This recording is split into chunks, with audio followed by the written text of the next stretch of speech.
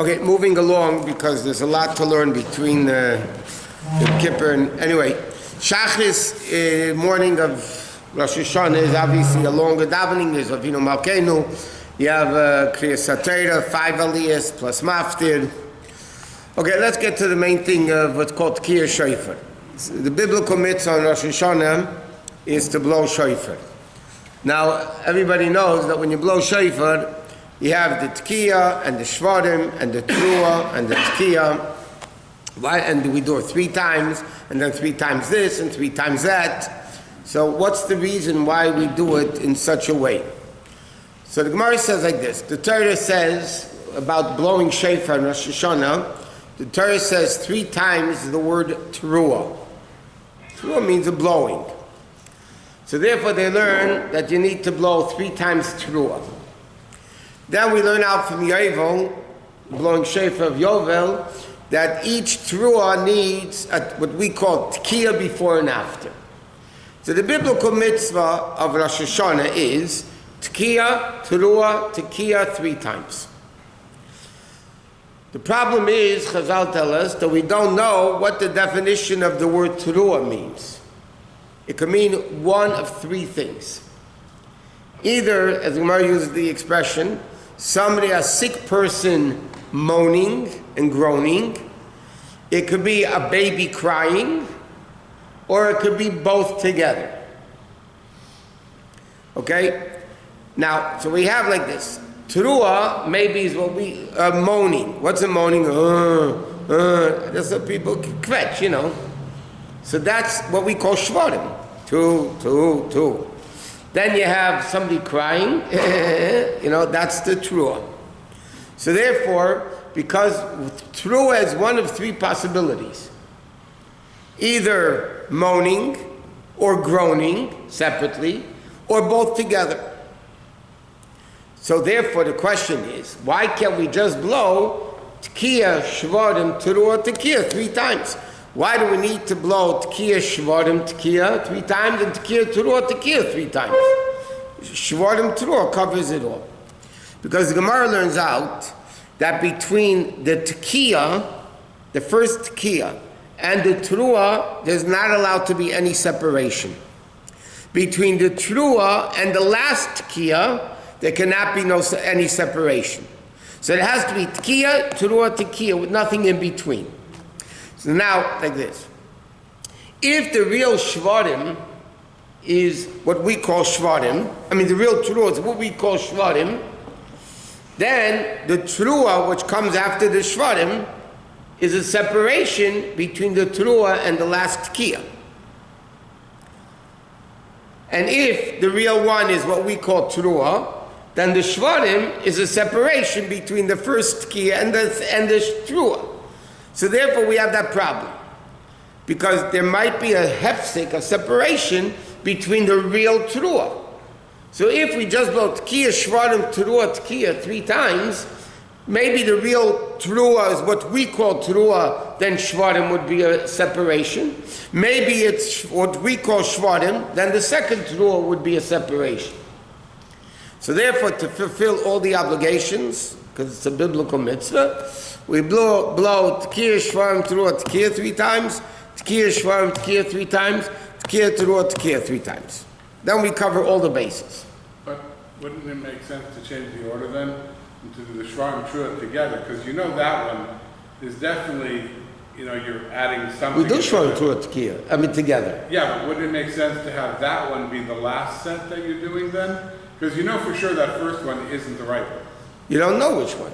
Because no, it might be both together. Oh, but it might be both together. It might be both together. Okay. So therefore you have to blow. So you're saying a bracha? No, because if not, you can just blow Tkiyah, Shvarim, Tkiyah, Teruah, 3 times. Why do you need Shvarim, Teruah? Because it might be both things together. So that's the order. Tkiyah, Shvarim, Teruah, Tkiyah, Shvarim, 3 times each, and Tkiyah, Teruah, 3 times. So that's the biblical amount of what you need to hear on Rosh Hashanah. But we have different types of blowing on Rosh Hashanah. We have what the Tkiyahs before Musaf, the main Tkiyahs. And then we have different customs. Some people blow during the quiet Shmona Esrei, the quiet Amidah. everybody blows in the repetition of the Amidah. That everybody blows. Whether you're blowing out in the quiet Shemoneh Esrei, so according to Kabbalah, you do blow in the quiet Shemoneh Esrei.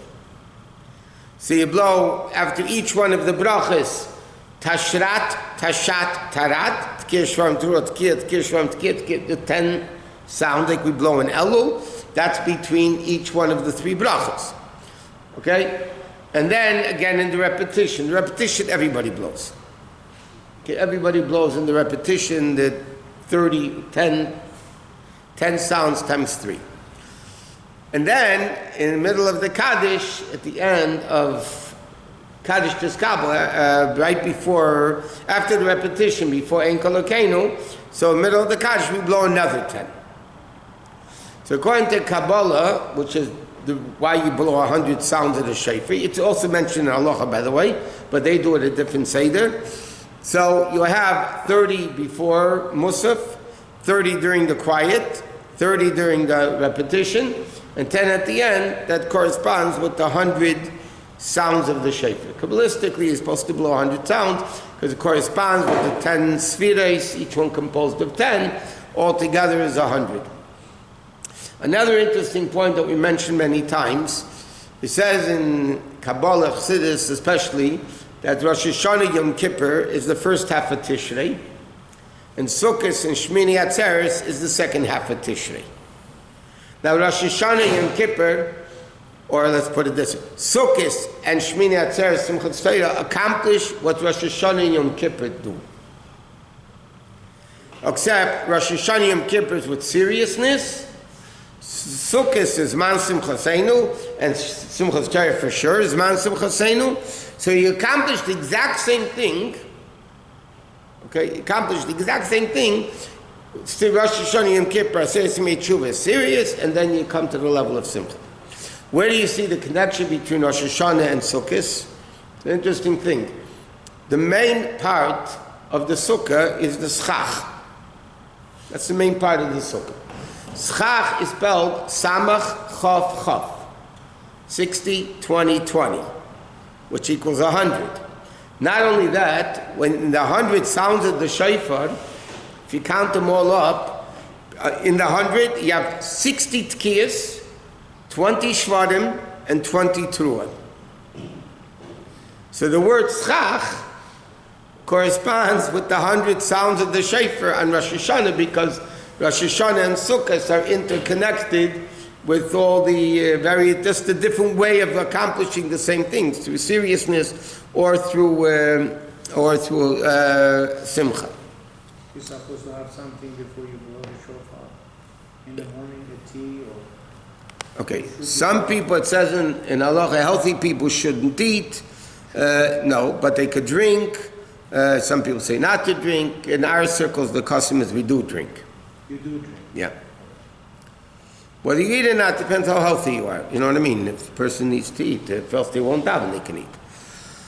And they're supposed to wash your mouth before you blow. You don't do that here, right? No.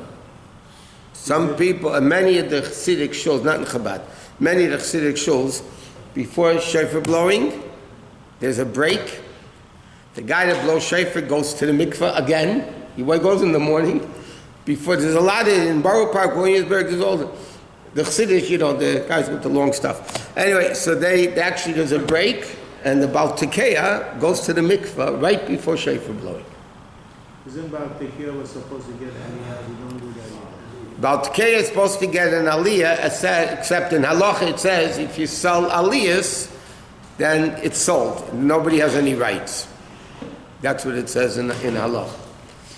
Okay, so now, so we have the first 30 that are called, believe it or not, they're called in halacha tkiyas miyushav. They're called the sitting tkiyas, the sitting shofar blowing. Technically, when the guy blows shofar, the guy that blows, according to halacha, has to stand. When the brachas are made, before, the 3 brachas before shofar, 2 brachas before shofar, everybody has to stand. For the actual blowing, the ones before Musaf, halachically you can sit. Nobody does. Halachically they're called tkiyas miyushav, because you're allowed to sit.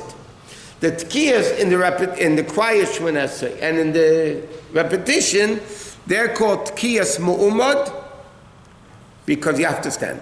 Not, of course, when you're davening the quiet Shemona Esrei, for sure you're standing. But even in the ones they blow in the repetition, halachically everybody has to stand up. The minig is that everybody stands the whole time. The first 30, everybody stands. But halachically, they could sit. They don't have to stand, they're allowed to sit. How many times is the Baal Tekiah supposed to say the brachot? Does he say it before each one? Or? No, just the one. I'll explain in a second. Because the bracha goes on all the shofar blowing, ideally, nobody should talk until the end of the shofar blowing at the end of davening. Except you could say Tilim, you could say, davening like that, but I always announce it and show it doesn't help anyway. If you talk, it doesn't matter, but as long as you don't talk between the bracha, the initial brachas and the blowing, and the middle of the first 30, you shouldn't talk. Now, so the first tkiyas are called tkiyas miyushav, second ones are called tkiyas mu'umad. Again, why are they called miyushav? Because they're sitting. Why are they called mu'umad? Because you're standing. That's difference number one. There's two more differences between tkiyas mu'umad and tkiyas miyushav. It says in Shulchan Aruch that tkiyas miyushav, where should you stand to blow tkiyas miyushav? The ones before Musaf, where do you stand? So it says in halacha you have to stand where they read the Torah. And the Shulchan HaKriya is where you stand to blow the shofar. Tkiyas mu'umad could stand anywhere. You don't have to stand, the guy that blows could stand in a seat. You don't have to blow where, there's all lechatchila, but the evidence, it doesn't matter, anything. But lechatchila you have to blow tkiyas miyushav where you read the Torah, and tkiyas mu'umad you can blow anywhere. So another difference also in the blowing is a big machlekes in Paskum. This is what the way the Alter Rebbe holds, and this is what we do. And that is, when you blow the shvarim teruah, do you blow shvarim teruah together in one breath, or do you take a breath between the shvarim and the teruah? Which one do you do? So in halacha there's an argument. Do you take a breath or don't you take a breath? And since each opinion says the other way is not kosher. But Lepel, so what do you do? So it says in Shulchan Aruch like this. This is just religion, it's unbelievable. No, that they say it's not kosher makes me... No, not kosher lechatchila, but the average could be it. Anyway, so it says like this. So tkiyas miyushav, the ones before Musaf, you blow the shvarim teruah together. In the repetition, and in the quiet Shemona Esrei, the shvarim teruah, you take a breath between the shvarim and the teruah. But if the whole idea was it's supposed to be at the same time... I understand, but some poskim hold, but it has to be a different... Because otherwise it's one thing, it's not two separate things. That's what it's supposed to be, you said. No, that's the machlekes. No, I'm saying that's the whole argument. Is it supposed to be one or two? Take a breath means to inhale. Take a breath means to inhale. Can't exhale. And the last 30 also together. The first 30 in our customs, the last 30 we also blow them together. The one we blow another 30 after Musaf, again. But those you blow together. In Elul we also blow them together. That's it. So that's with the shofar blowing. What? It says in Allah, not everybody says that. Some people say dafka you shouldn't blow. But the Litvish should, they dafka don't take a break. But you take a small break, but you don't take another breath. You just stop a second and blow. But you don't take a breath. Because then it's... Okay.